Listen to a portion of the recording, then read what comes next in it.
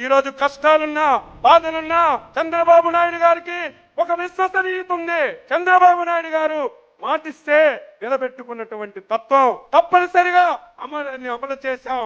రేపు భవిష్యత్తులో ఒక పైసా వస్తే ఆ పైసా పేదవాడికే పంచడానికి, ఈ రాష్ట్రానికి మేలు చేయడానికి అహర్నిశలు కృషి చేస్తున్నటువంటి చంద్రబాబు నాయుడు గారికి మనందరం సహకరించాలి.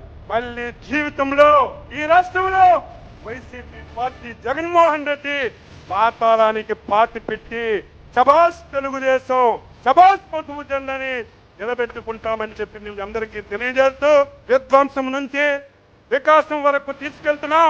రేపు భవిష్యత్తులో ఆంధ్రప్రదేశ్ రాష్ట్రాన్ని దేశంలో ఒక అగ్రగామిగా నిలబెట్టడానికి మనందరి సహకారంతో చంద్రబాబు నాయుడు గారు, యువనేత లోకేష్ బాబు గారు కలిసి ఈ రాష్ట్రాన్ని ముందుకు తీసుకెళ్తారని ఈ సందర్భంగా తెలియజేస్తూ అధ్యక్షుల వారికి, లోకేష్ బాబు గారికి హృదయపూర్వకంగా అభినందనలు తెలియజేస్తూ సెలవు తీసుకుంటున్నాం.